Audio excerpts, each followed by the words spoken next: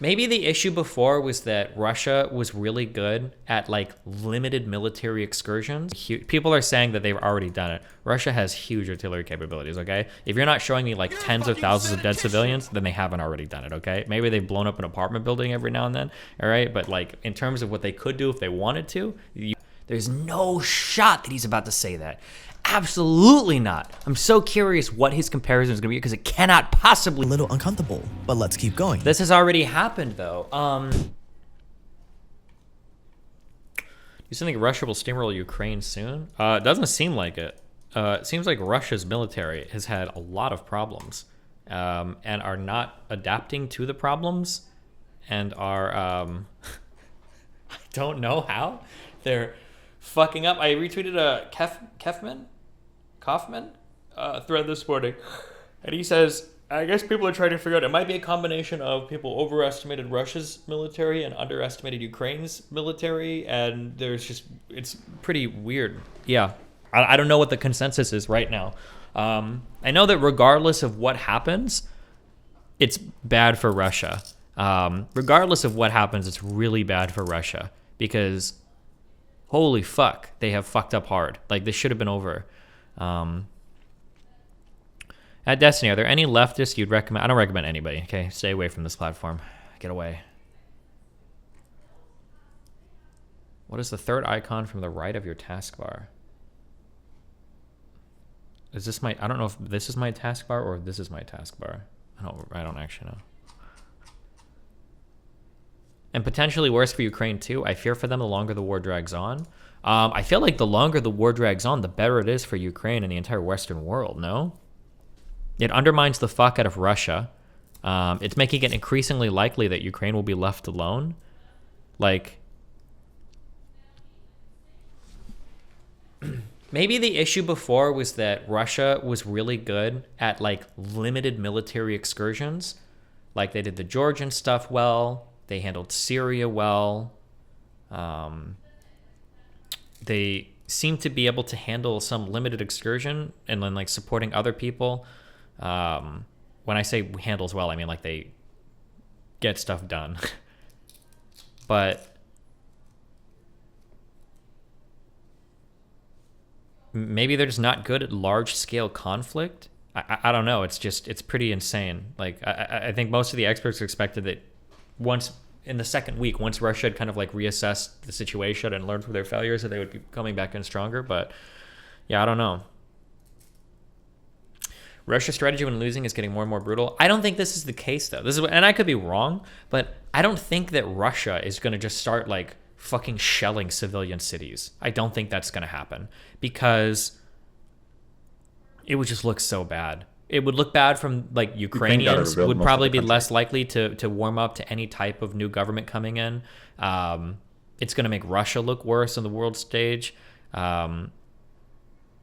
Yeah, I don't foresee that happening, that there's just going to be some huge... People are saying that they've already done it. Russia has huge artillery capabilities, okay? If you're not showing me like tens of thousands of dead civilians, then they haven't already done it, okay? Maybe they've blown up an apartment building every now and then, all right? But like in terms of what they could do if they wanted to, you guys are delusional, okay? You're like, well, look, they blew up an apartment building, there were like 20 people dead, they're already doing it. No, they're absolutely not doing it. If they wanted to start fucking... if they wanted to start doing it, but maybe they will, maybe they'll get to that, but that just seems like it just seems like it would be so bad for what they wanted to do initially. Like it's so far removed from their initial plans.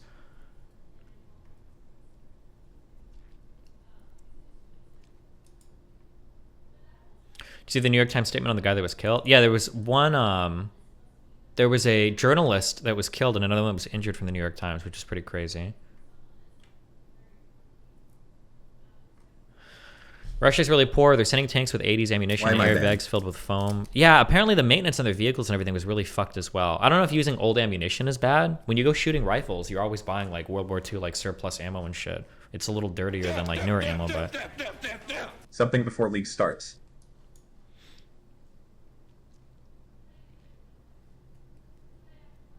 You're a fucking statistician. Who's a statistician? You say Putin is arresting his FSB people that were responsible for gathering intelligence in Ukraine? Yeah, I don't know.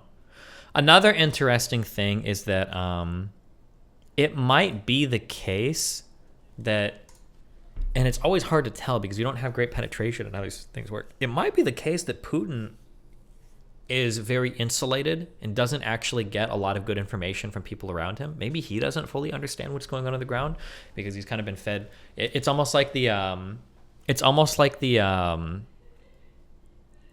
fuck, what am I thinking? The Chernobyl show, where like all of the party members are like, yes, 3.6 Rotkin or whatever, like, yes, yeah, of course, everything, right? It might be that Putin is hyper isolated and only gets fed things that people want him to hear, maybe, and that's like compromise his ability to have a good idea what's going on. Who knows? It's hard to say.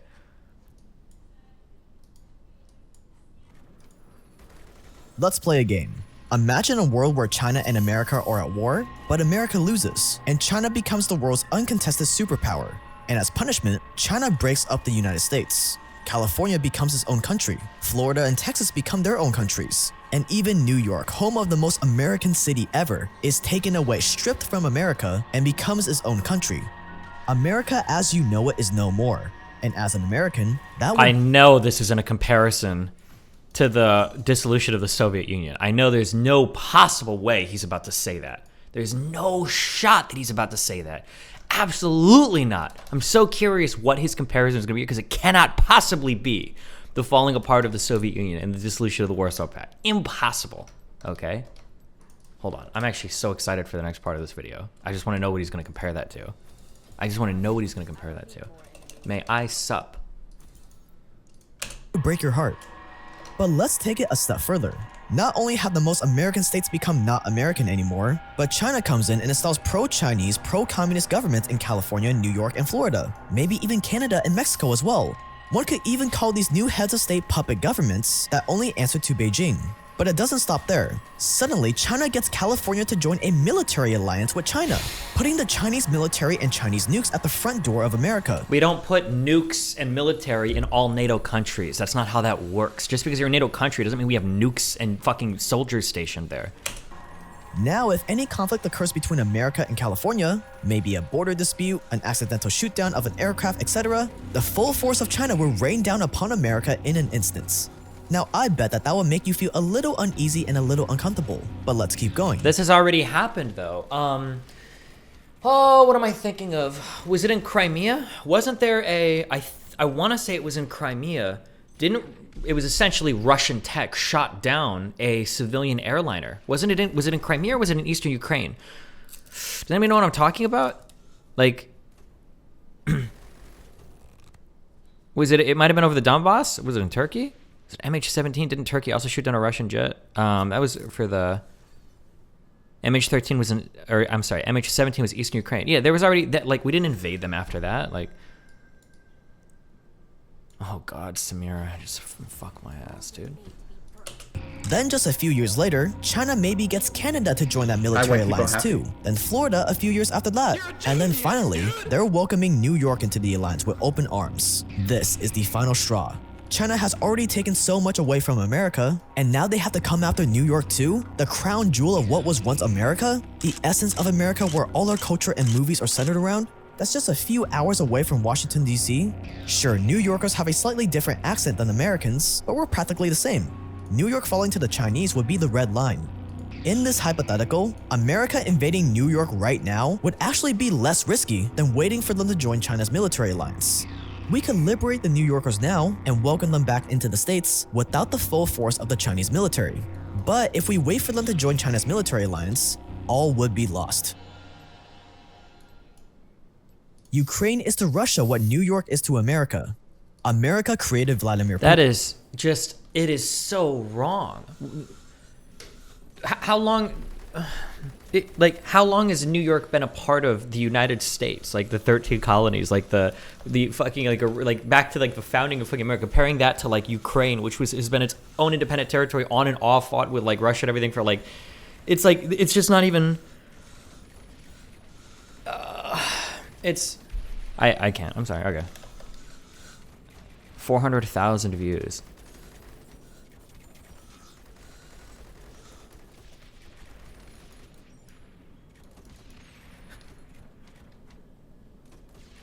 Okay, I can't do this.